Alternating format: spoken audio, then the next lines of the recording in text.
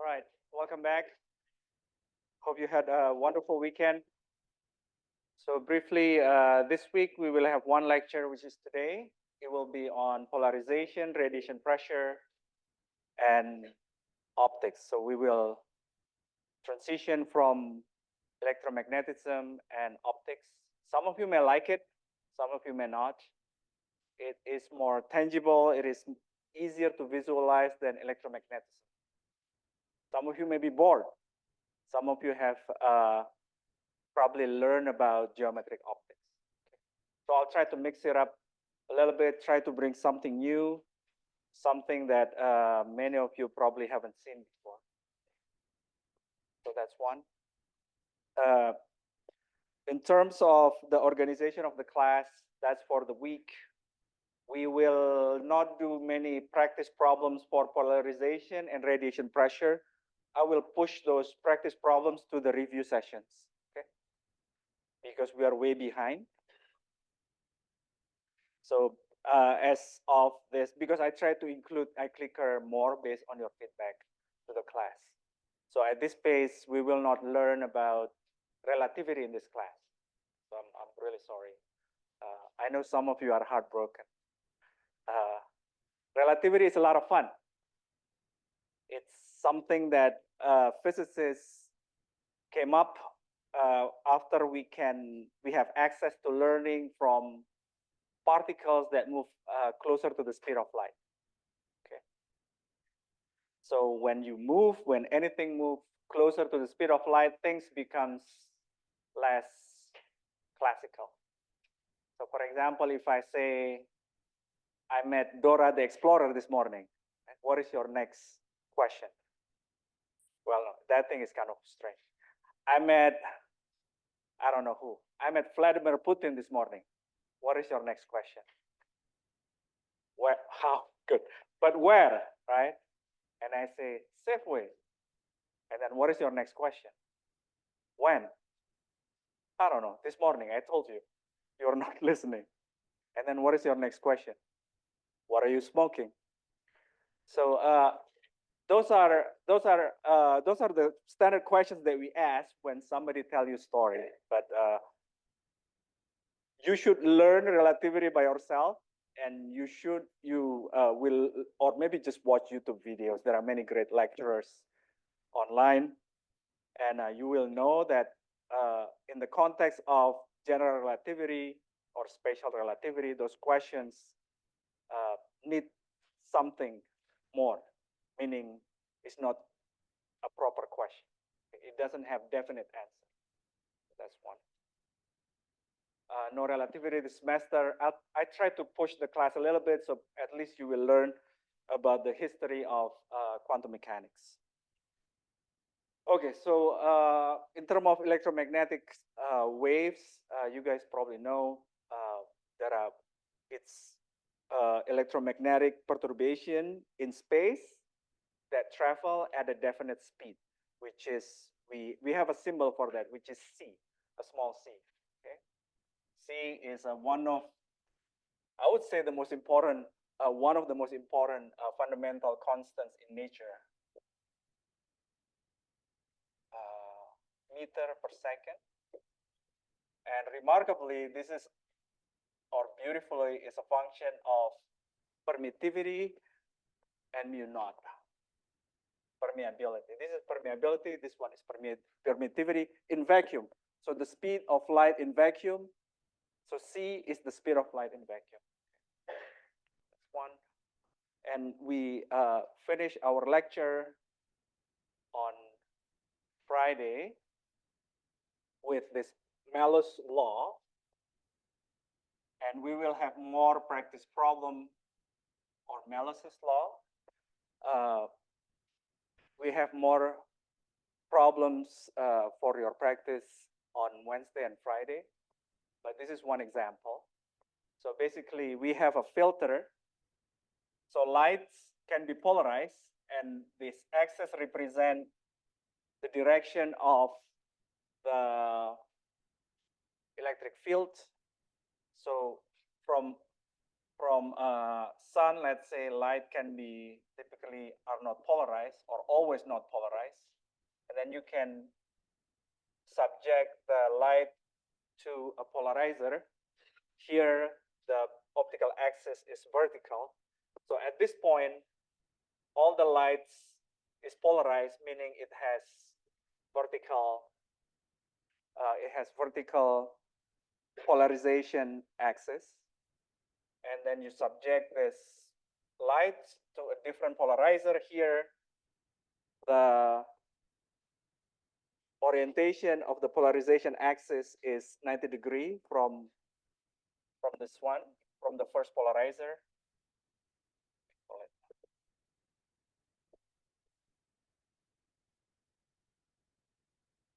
Let me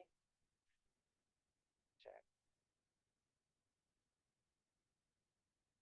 Polarizer, then here there is no light, right? Because if you want to do it with, if you want to solve it with math, I out here after the second polarizer is equal to I think I use I naught. Here, let's just use I in times cosine square phi. Cosine square phi is equal to cosine square 90 degrees. And cosine has a value of 0, or 0 at 90 degrees and 1 at 0 degrees. So this one is equal to 0. This one is 0. Okay. So that's half of the, not even the problem. It's how we set the problem. Next, the question is what happens if we insert another polarizer in between. Okay. Then it's gonna, and then the angle is, any angle is fine, but I think I set it at 45 degrees. So like this. So I don't know, something like this. Then after the first polarizer, this is the third polarizer. The light has this 45-degree polarization axis. And then at this point, the question is whether we have any light that passed through the last polarizer. So most of you answered already, so I'm going to close this. Results. What is the answer? Okay, so to solve this problem, so if you want to use your physical intuition after the first polarizer, the output here is non-zero and at angle 45 degrees. And then after the third polarizer, now this one is the third, because the angle is 45 degrees, then there will be light that exits the third polarizer. It's a little bit difficult to understand, but the easiest thing to do is probably using math. So we can call this, let's renumber the polarizer. This is second, first, and third. Okay. And let's say we come with a polarized light. Okay. Or we don't have to. So let's say, so for I2, which is I2, meaning this one is I2 and this is I3. Okay. The intensity after the first polarizer is, which is I1, that's the input times cosine square. What is the angle here? 45. Okay, so this one is cosine. What is the cosine square of 45? 1/2, I think. You need to check my math here. So in Indonesia, cosine 45 degrees is equal to like this. This is how I was taught. So I square it. So square this. Square cosine 45. I've been in the US for almost 30 years. I haven't seen any student who does it this way. So, but maybe all of you, this is how you learn cosine in your high school. Okay. And then I3 is equal to I2 times cosine square phi. What is the phi here? The phi here is the phi of the difference of angle between input and the angle of the polarization. So that thing, this one is also 45 degrees. So this one is I2 cosine 45 degrees square is equal to I2 divided by 2, which is equal to I1 divided by 4, which is bigger than 0. Therefore, there is a light transmitted after the last polarizer. Okay. Any question? I think I put a lot of, I think in the last lecture, I put some iClicker questions with their answers. You can start practice problems that involve polarization from last lecture. Okay. And there will be questions about polarization in exam 3. Yeah, Sophia. Sorry, because I2 is equal to I1 divided by half. So, sorry, yeah. So I2 divided by 2 is equal to I1 divided by 2. Do you get it? Okay, sorry. If you want to be explicit, then 1/2 I2, I1 divided by 2. But please check this, the accuracy of this one. It has been a while since I graduated from high school. Dora didn't exist when I was high school student.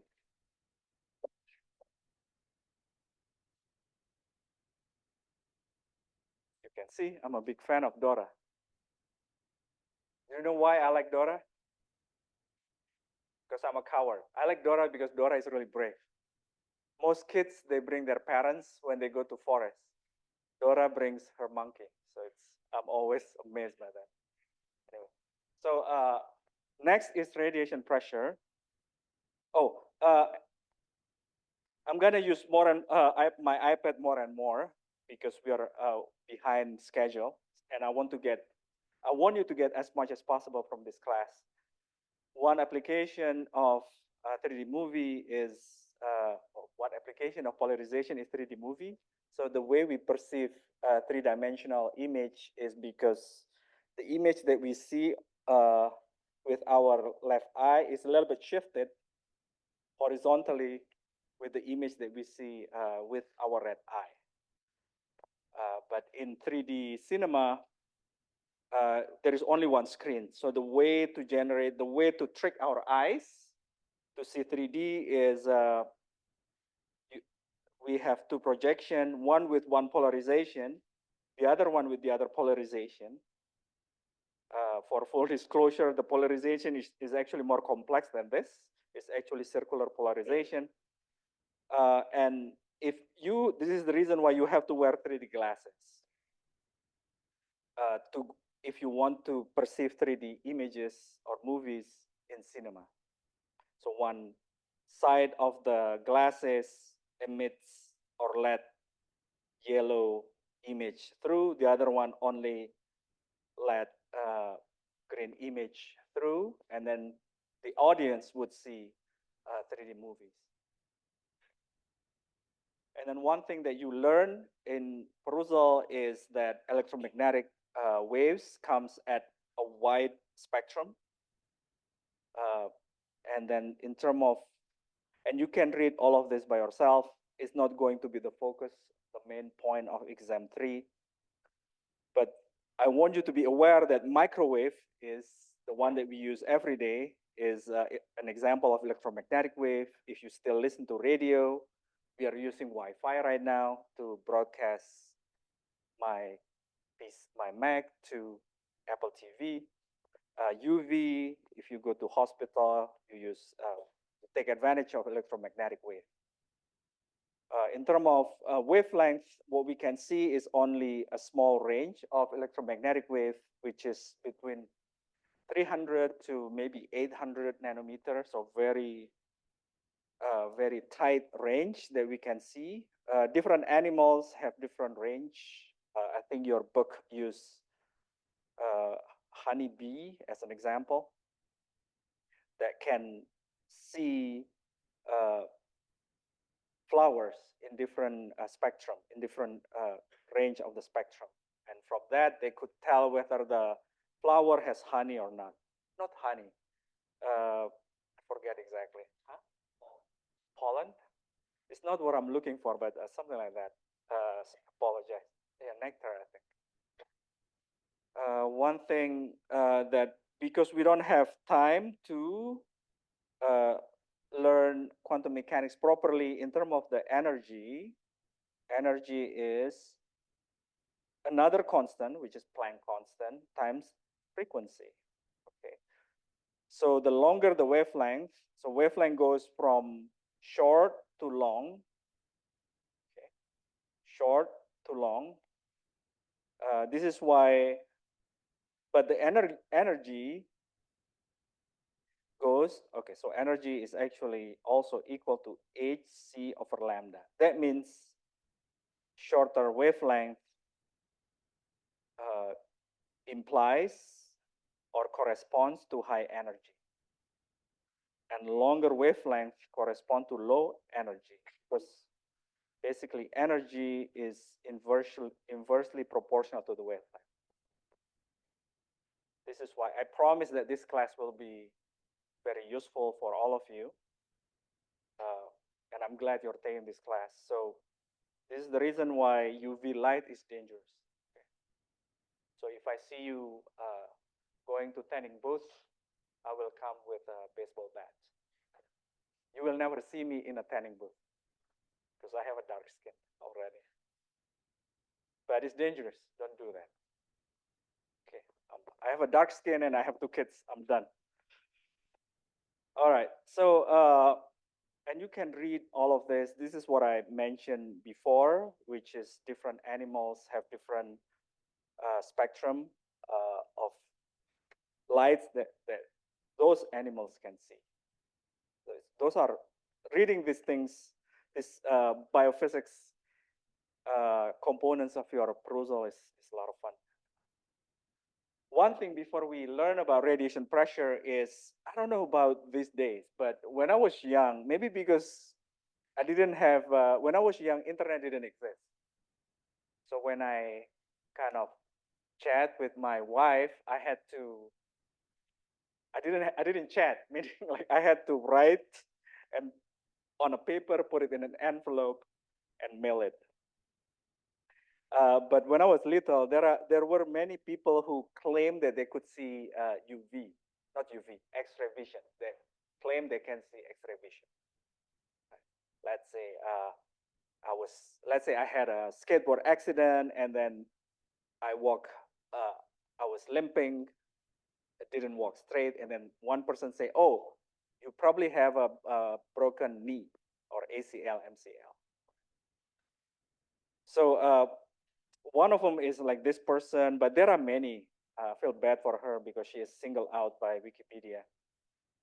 But basically, there is a way to test that her claim is not correct.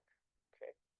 So one thing that I wish I knew when I was little, I was only like in elementary school, is that if in order to observe lights, we have to absorb.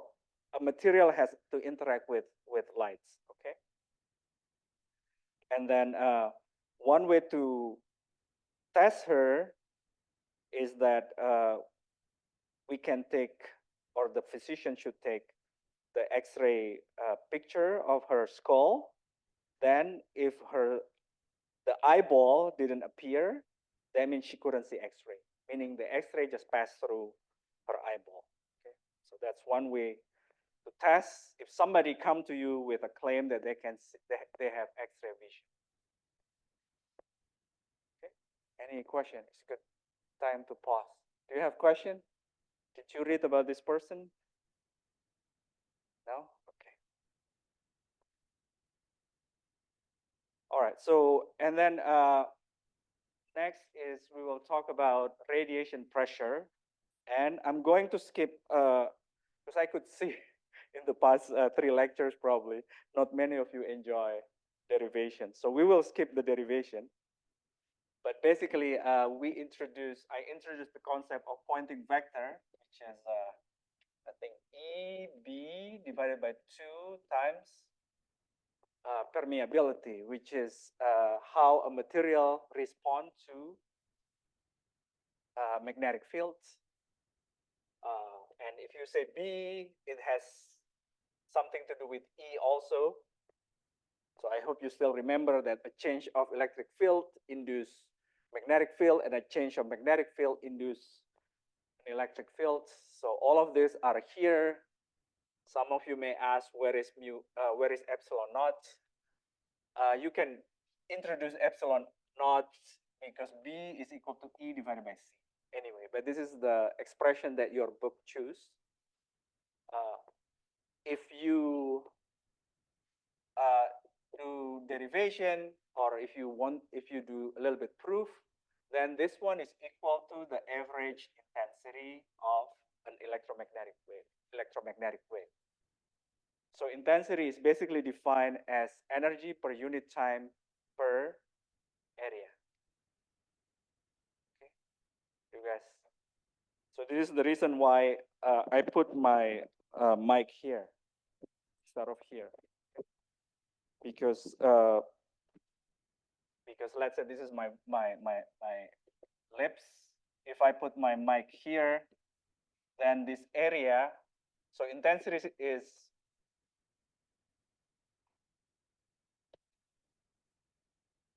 energy per area per time. Okay. And then area alone is equal to 4 pi r square. Okay. So this is, if you want to get a good audio, you want to put your mic as close to the mouth as possible. So ideally, I should put it like this. I think this is how Sen gives lecture, right? I was sitting in his lecture once. So he's smart.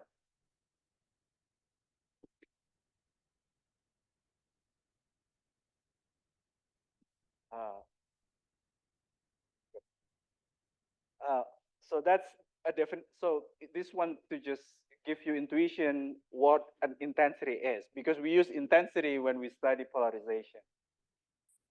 And then because electromagnetic waves can transmit energy, then it can apply pressure, because energy has to go somewhere. So there is this, so instead of doing what I did in the past many weeks, I will just give you the most important formula. So radiation pressure, basically, if you have an object and you have electromagnetic waves, it will apply pressure. So pressure is equal to, the symbol is P, and it's equal to force per unit area. So I want you to know the definition of pressure, and in electromagnetic waves. Okay, I'm gonna oversimplify this problem. Okay, so it's either P is equal to I divided by C. I is intensity, which is the Poynting vector, or P is equal to 2I divided by C. Okay, so this is a conditional expression with two cases. So this one is for absorber, meaning like black material. This one is for reflective material. And if you want to be accurate, for a perfect absorber, this is for a reflective material. What did I use? Perfect reflector. perfectly reflector. Okay. These equations will be given on the equation sheet, but I want you to understand what this equation means. Okay. So anyone still remember the definition of force? What is a force? Huh? What? Who said what? What is what is the definition of force? Yeah. Ah, good. That's one thing. I'm sorry, but for this problem or for this derivation, I'm gonna use I'm gonna use okay. Maybe this is so Holden. What is your first name, Christian? What? Holden is your first name. Last name? Carson. Middle name? Sorry. So this is delta V, delta T. Okay. So this is absorber. You can put perfect. That's fine. Reflector. Yeah. So this is the material, let's say, and I'm gonna highlight this because perfect absorbers are black. So if we have an electromagnetic waves, and then it hits the absorber, so it applies uh, velocity. It hits at certain velocity. In vacuum, is the speed of light. If it absorbs, then delta V here is equal to V minus 0, right? Because the electromagnetic waves are completely absorbed by the material. If the waves is reflected, then it comes with an incoming speed V, and it leaves with a velocity or the same speed but different direction. So the change of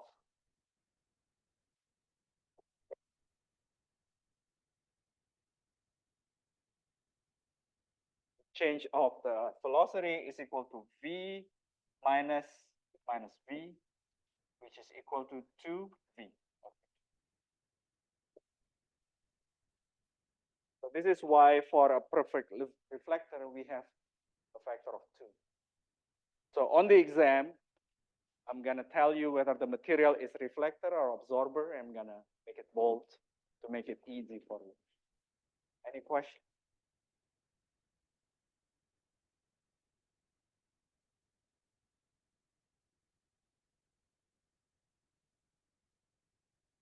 No question? Okay. And we will do practice problems on radiation pressure either on Wednesday or Friday.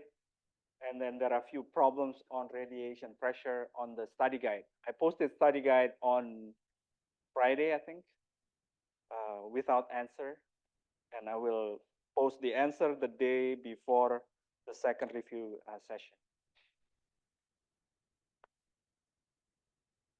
Okay, good. Next, we will learn. I will teach you geometric optics. But first, let's take a step back. So we just learned about Maxwell's, one of Maxwell's many contributions to science, which is electromagnetic fields. And I mentioned to you that light is an electromagnetic field, okay? And light, it turns out that light is a wave, but if the system that we study is really big, we don't have to treat light as a wave. We can treat light as a collection of straight lines with phase or without phase. I mean, meaning you can ignore the phase. Okay? So some of you may question our department, like, why didn't you teach us why didn't you teach us optics before electromagnetic waves? It turns out that Maxwell is not completely right either. Turns out that when you, maybe I can just,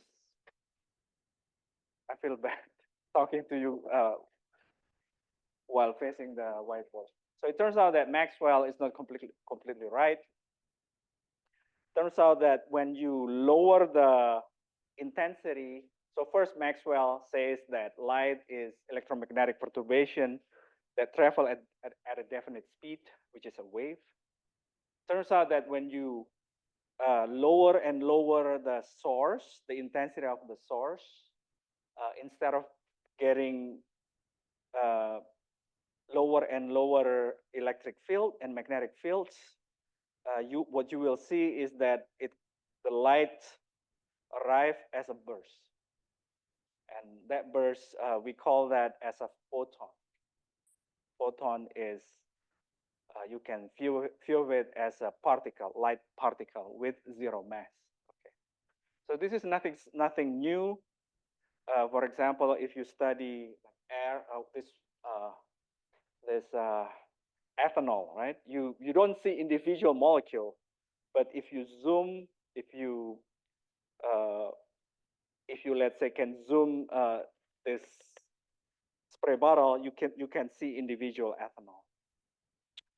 But anyway, so let me first give you another organization of our class before the end of the semester.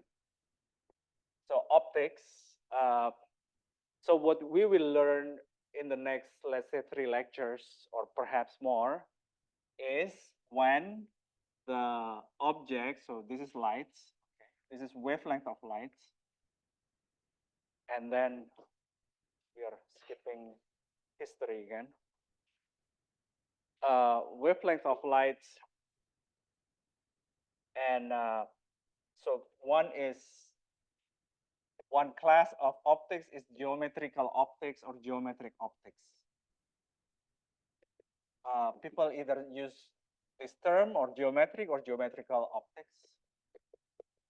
This is when the size of the, let's say, orifice, aperture, or hole is much bigger than the wavelength of light.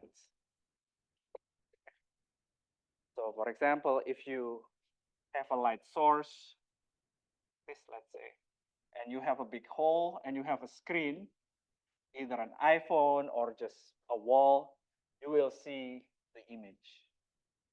So it's not a surprise. And then soon, maybe in 4 weeks or so, no, 4 lectures or so, we will learn about wave optics. So we use wave optics when the size of the orifice is on the order of wavelength. So at this range, at this parameter space, let's say this is your lights, and then the orifice is small.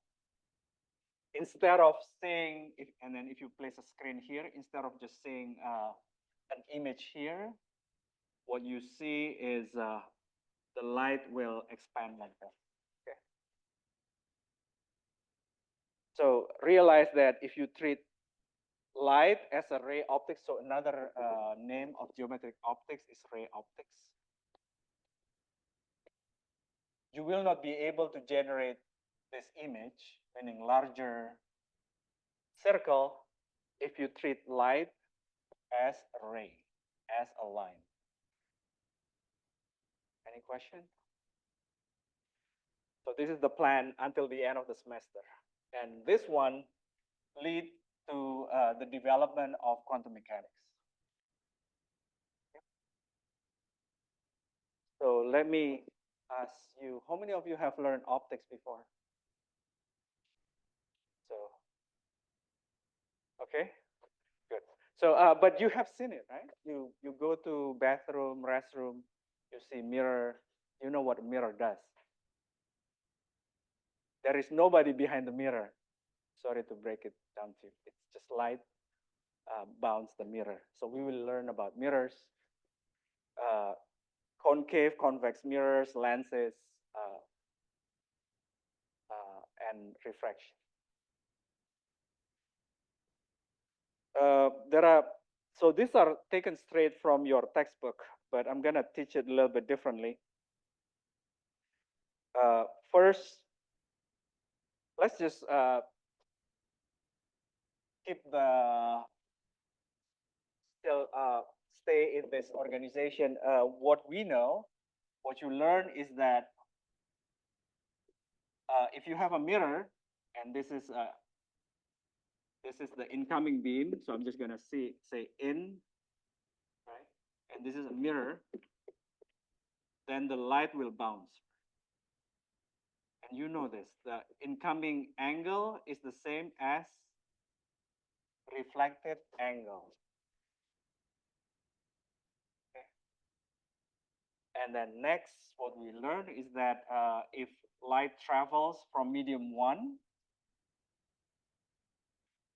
or I would say medium 1 to medium 2, then the light will bend. So for example, if you put, if medium 1 is air and water, and you dip a pencil will appear bent. Here, the incoming angle is different than the refracted angle. So I don't know how many books that you read, but hopefully at least you read Prusel. And I need to check the symbol that Prusel used.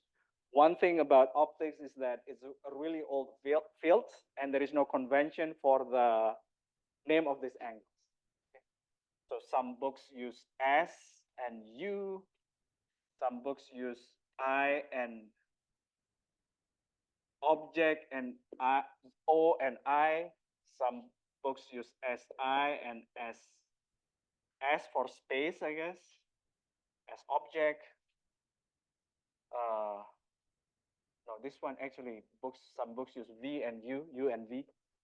So just be careful. And I don't care which book that you read, but as long as you understand, that's the most important thing. All right, so next, I have 10 minutes. So I'm gonna teach you something that is important. I think in your perusal, you read about a principle. Anyone can tell me what that principle? It starts with H.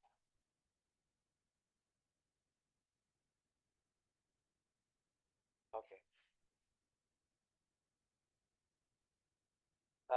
It starts with H and U.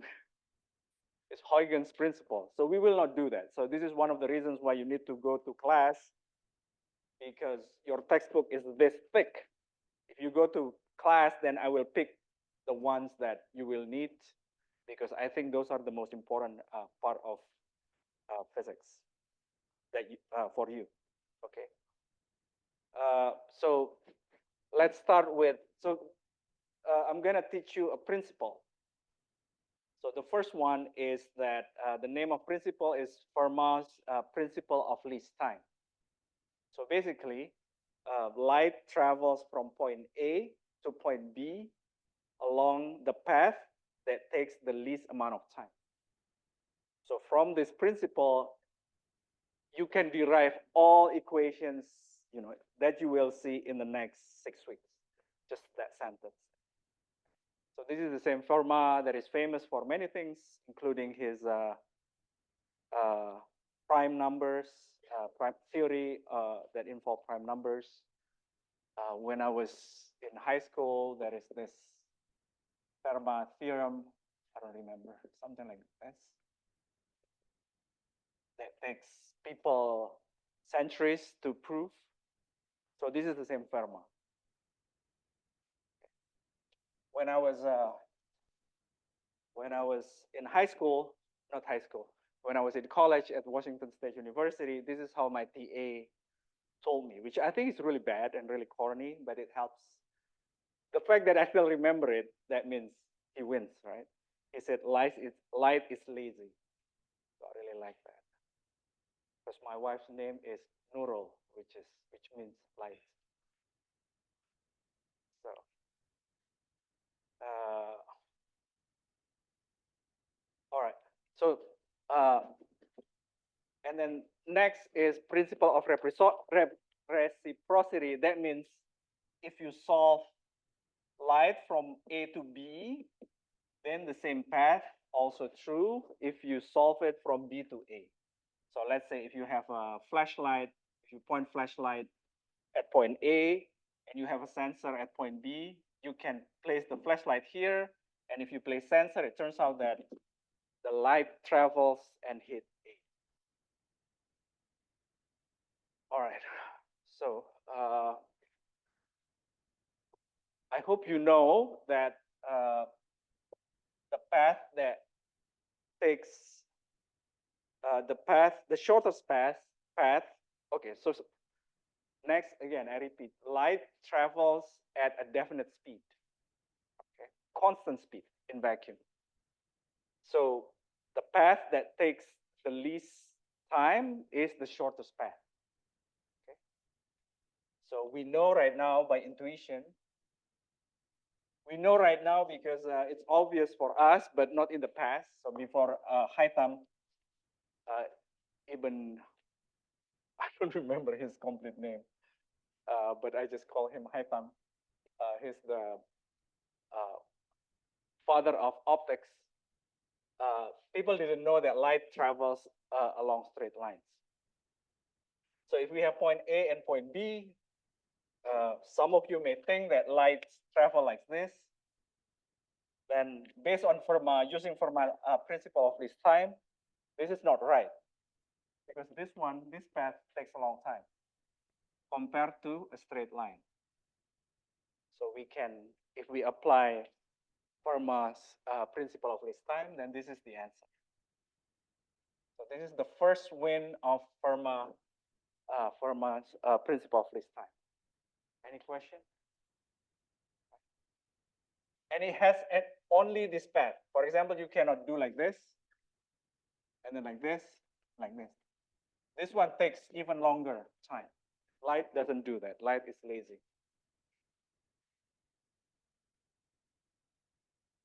So next thing that we know, if you have a mirror, and let's say you want to send information from point A to point B, what is the shortest path? Well, the shortest path we have shown above, which is a straight line. But let's say we play a rule. We have a rule here. We invoke a new rule. The light has to touch the mirror once to reach B, because that's the job of a mirror. So what is the shortest path? So first, maybe the same guy will say that, oh, maybe I can do like this, and then touch, and then like this. And then we should stop listening to that guy. That guy is a troublemaker. Some of you may think that all of this path. Okay, so first we know that a straight path takes the least amount of time. So right now our options are this. Right? Our option involve straight path.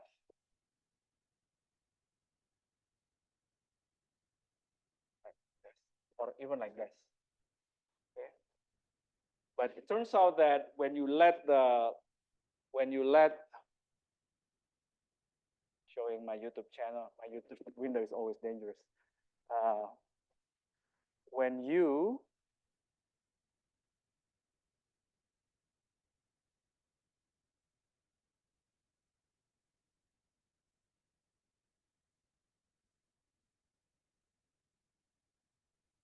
sorry, I don't think I bookmarked the right one. Give me a second. So this one. So basically, this is a simulation from many years ago, probably in the 80s. So basically, the light comes from point, like the source is on the left along different paths. And then it turns out that the one that reached the goal first is this one here, okay? The one that is shown here. So that one corresponds to the path with the same angle of incidence and angle of, sorry, how to say it?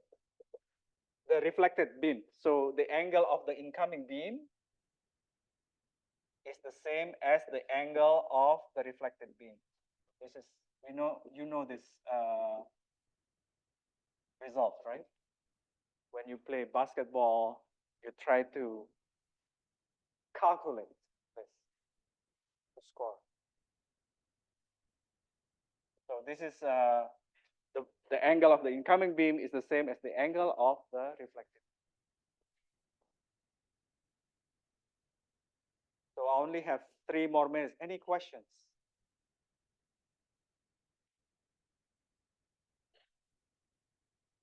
Let me. All right. So just give you a brief. This is not my picture, by the way. Camera hadn't been invented when I was that young. So next time we will learn about refraction, which is useful if you want to do sphere vision. All right. So I'll see you. So refraction will be after exam 3, which is on Tuesday. Wednesday and Friday, we will have review sessions in class. I'll see you on Wednesday.